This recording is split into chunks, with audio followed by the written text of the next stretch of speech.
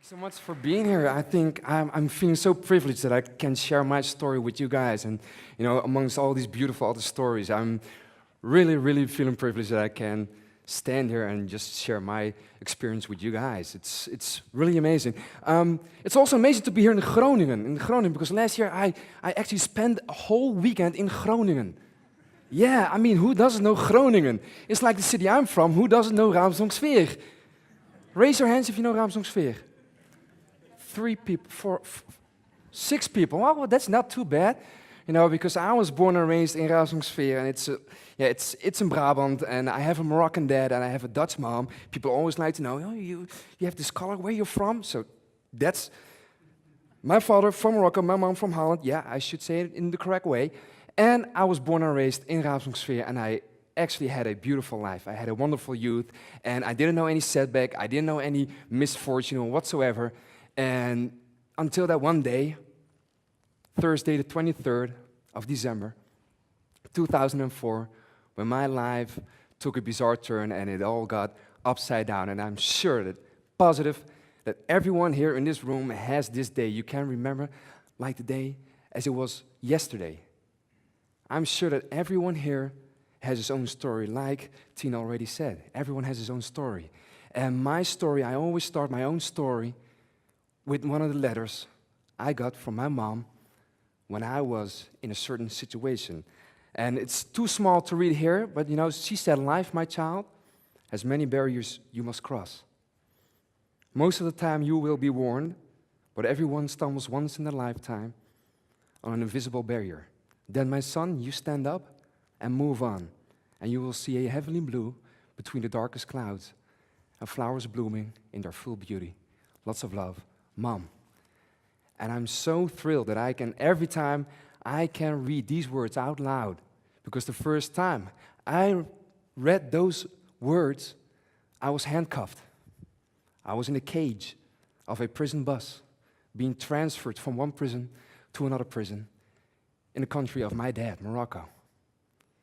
So as I was saying, what really happened? Well, I cannot explain thoroughly what really happened to me, but I was grown here. You can see the skyline of Raamsdonksveer. I saw that Groningen also has a beautiful skyline. They're really working on it.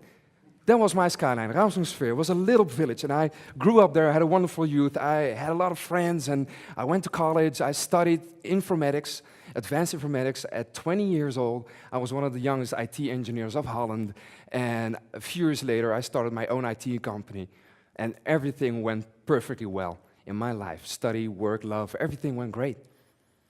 And I had my own IT company, and one of my clients sent me out to the country of my dad, Morocco. "Would you like to work for us in Morocco?" And I said, "Yeah, why not?" So I went there, I worked there a year. I was 23 years old. I worked there a year long, and I had a lot of fun. Beautiful country, beautiful people. Up until today, it's a beautiful country. I really love that country. And I had to check up on all these companies. And one day, I started my routine again, and I checked up on one company, and I saw people with guns, people shouting, people crying, and I was like, wow, what's going on? And I wanted to know for my client. So I got out of the car, I went to the gate, and I asked what was going on. And there was this guy, he was a customs officer. He went up to my place, and he said, "Who are you and what do you want?" He said it in Moroccan. I couldn't understand it. So I replied to him in French, because I was brought up with Dutch and French.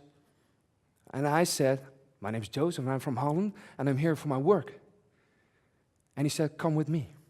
And he showed me 2 vans parked on the lot of that company. And he opened those vans, and I saw all these brown packages. It was all full, stacked. And he said, "Wow, there's 8,000 kilos of drugs, of hashish, here in these cars." And I was like, whoa, that's a lot.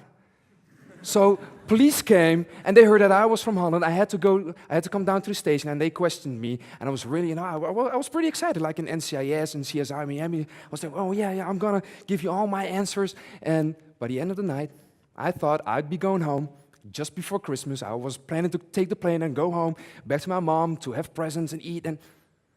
But then the commander of this police station, he came up to me with my passport in his hand, and he said, "Joseph," it was this passport. And no, those aren't bullet holes. Once a little old lady, she said, "Are those bullet?" No, it's just perforated because it's not valid anymore. But this passport, and he said, "Joseph, Mr. Oubelkas, he said, I'm sorry, but you have to stay here. Would you please give us your shoelaces and your belt? Because we find it really suspicious that you have this many stamps in your passport. And that's how my nightmare got started.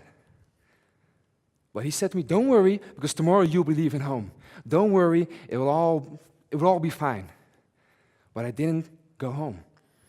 And days all of a sudden turned into weeks, and weeks turned into months. And I was imprisoned in this world of sirens and of noises and of big high walls with barbed wire and bars, and a world I only knew from the movies. This could not happen to me, not me, come on. But I thought everything will be fine. That's what they said to me, everything will be fine. Until that day, a few months later, that I got my conviction, and then I was judged to 10 years imprisonment. And I was standing there, convinced that I would be going home, but they said, no, you have to stay here until the 23rd of December, 2014. And then I knew a kind of sadness, a kind of emotion that I never experienced before in my young life. I just turned 24, and I really hope that no one will ever experience such a sadness that I had. And even the Dutch government, because I say, all right, I'm innocent, but a lot of people say, yeah, I'm innocent. My mom knew, I knew, my mom knew, my friends knew, but luckily also the Dutch government.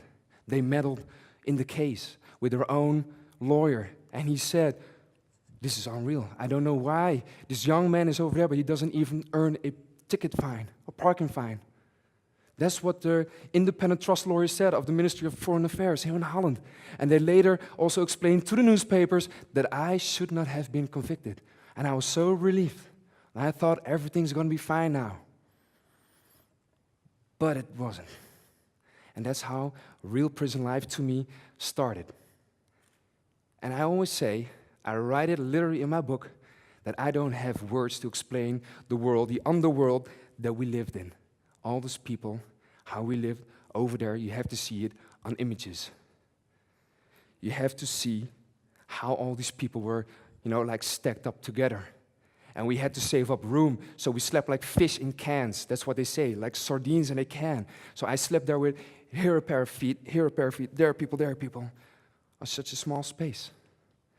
And it got so crowded that even people laid down blankets on the toilet so people could sleep on the toilet.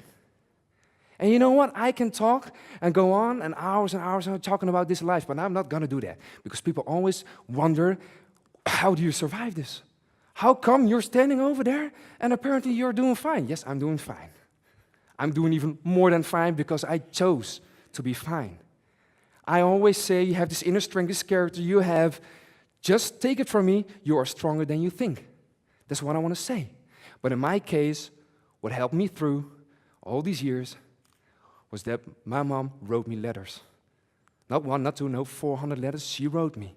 And of course she wrote me, kid, we think of you, son, we love you, and you have to maintain, you have to go on, you have to hold on, do it not for yourself, but also for us. Of course she wrote that to me. But she also wrote me, focus, take responsibility, determine goals, and reach them. And I was like, wow, how can I determine goals in an environment like this? How can I do this? But she said, if you want to succeed, you will. That's what she wrote to me. If you want to succeed, you will. And then another thing she said, and that was the truth, it was like a blow in my face, and I got tears when I read it, but it was the truth, because she said to me, kid, you have to do it yourself. You have to do it yourself, my son. And I was thinking, wow, and she's right. I have to do it myself, because she said to me, no one can get you out of prison right now. The only thing we can do is how you maintain it, how you hold on to this situation right now. And all of a sudden, I started realizing, started doing entrepreneurship within the walls, is how I'd like to call it. So I was my own entrepreneur of my own life. And I saw the little things. I started realizing what I really had. All right, I didn't have my freedom, but what I really had. I started seeing those little things, and I always talk about the birds and the storks coming over every year. I all of a sudden saw the blue skies turning from blue into orange, into black, and then the stars came up. I started seeing those little things and started determining goals. My first goal was I'm going to learn Moroccan. I'm going to learn Arabic, right? Read it. Are there any Moroccans here in this room? Don't be afraid, I'm half, so you can tell. Groningen doesn't have any Moroccan people? No? Oh. Well, that's a shame, because then I could prove to you guys that I actually speak Moroccan fluently right now. It's a hard language, but I maintained. And all of a sudden, I started doing things that I didn't ever think of, a kind of unthinkable leadership, how I would like to call it, unthinkable leadership. Because I started working in a shop. This big prison, like 5,000 to 6,000 people were incarcerated over there, and they had a little shop. And every Wednesday, it was our turn, our department, to go and get stuff we needed. You know, like rice or water or whatsoever. So every Wednesday, we were standing there, and I was standing in line. It was a big line. It was like a couple hundred people. I was standing there, and there was someone standing next to me, and here standing next to me as well. And they were like, oh, man, this is taking a lot of time. Can they hurry up a little? And I was standing there. I was like, yeah, you guys, you know, do you have something to do afterwards, or do you have some appointment, or where are you going? And they were like, oh, yeah, true. So it's so easy to complain, you know, that's the most easy thing to do. The easiest thing to do is to complain. So it was my turn, and the guard, he was standing in front of me, the guard of this shop, and he was in sweat, and he was working. He was like, what do you want? I was like, shall I help you? He was like, oh, help me? Yeah, help you, and I'm packing things for you, and I'm going to give it to you, and you can work the line a little faster. And he was like, okay. So I helped him from that day on, every Wednesday, and it all went a little faster. And there was this guy coming up to me, this Moroccan guy. He said, wow, you speak English, don't you? And I said, yeah, I speak English a little. Not that good, but I mean, I hope you guys understand me, what I'm saying now. So like, oh yeah, what does he say? So he came up to me, would you be able to teach me English? And I was, yeah, I will. And he sat next to me with all these pieces of paper, and we started like, I am, you are, you know, just the basics. And other people saw that. Other inmates, my fellow inmates, said, oh, we want that too. And I got a key from a guard. It wasn't the front key. It was no. No, there was a little classroom, like, and I saw all these little chairs and a blackboard with all these crayons you call them, don't you? And I started teaching them English. 15 to 20 my students, they were sitting there. Yeah. And my mom, every month she sent me a parcel with stuff. Oh, wow, I'm already talking for 12 and a half minutes already. So I'm going to pace it up a little. You guys, you didn't know I was already talking for 12 and a half minutes, did you? Wow. So, but we have time, don't we, Mark? All right, sorry. So my mom, every month she sent me a parcel with 2 hard peas. And in a letter she wrote, put them in a jar with water and see what happens. So I did as he told me. I did, and little green plants grew out of it, and I liked it. And the guard came up to me and he said, in the cell, because we were like 30, 40, 50 people in this little room, and said, who's that? And I was like, oh, it's mine. And he came up to me and said, oh, cute, nice. So, cute, nice, yeah. So I explained to him the story that my mom sent me all these flower seeds, and he asked me, could you please ask your mom if she would send me some flower seeds as well? And I said, Mom, and she did. And he planted all those flower seeds, and beautiful flowers came out, and he asked me, would you like to have a prison garden here in prison? So I started gardening from that day on. Yeah, you know this commercial from the Gamma? Yeah? Oh. All right, so, and I also started giving sports class, and I started learning language next to French and Dutch and English I already spoke, a little German as well, and Moroccan. I also started learning Spanish, and I had to work as a translator for the principal, for the warden. And I managed to create this own little world of freedom within these high walls. That's the choice I made at that time, and that's what I want to say. That somebody says humanity you used as weapon, or as shield, how you would like to call it. Not by fighting or with fighting, and no, I just stayed myself, and I like to help people, and that's how I got to raise my status within these walls, luckily. And then I always say, from weakness to strength, make this weakness, embrace it, and make it part of your life. And that's why these days I'm getting invited by big companies, and they say, well, could you please talk for our employees with themes like dealing with change and dealing with adversity and leadership. I say, just by telling my story? Yeah, just by telling your story. Okay. And I like it. I really love it. I'm really enjoying this moment right now, and I just want to go to the 5 pillars Normally I talk about the 3 pillars: health, love, and freedom. Those 3 things, if you have those 3, you can build your own personal luck around it. Then you're a real rich person. Health, love, and freedom. And if you miss one of these 3 things, please see and enjoy what you do have. I didn't have my freedom at that time, but I still had my health, and I still had the love. Not the touchable love, which I really missed, just a hug from my mom or from my dad, but the untouchable love through those letters. I realized what I really had. And I want to add 2 more. Believe in yourself. Always remember that they can take away everything from you except for who you are. Because you are unique, who you are. Don't ever let them take it away from you. And perseverance. You have to go on. That's what my mom said. You have to go on. Keep breathing. Keep going on. I just want to share that with you guys. And I know, be the leader of your own life, and I know that every one of you guys experiences on one day, or maybe you already experienced it, something intense or dramatic. But be the leader of your own life. Just know how you want to be the leader of your own life. I just want to end this with saying that I'm so proud of what I have here. You know, don't worry, it's not a gun, it's not so... It's just this Christmas card, which I want to show to you guys. Because my mom, every month, she sent me all Christmas cards, and it's not just a Christmas card. She made it by hand. She made it by hand. Not only this one, but 200 other Christmas cards for my fellow inmates, because my mom said, just to make sure that your fellow inmates are not forgotten. The worst thing that can happen to you in life is that you're being forgotten. And she made it, and I will never forget that day that all these cards on my department were just hanging there behind the bars, just in the wind.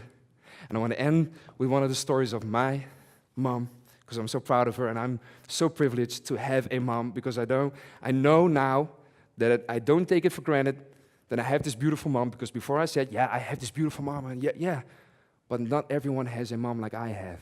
And I always hope, if you don't have a mom like mine, I really sincerely hope that you have a dad or a brother or sister or partner or someone in your life that also supports you. I just want to end with these words from my mom. Be brave and never become resentful. You only have yourself, and others will eventually turn away from you.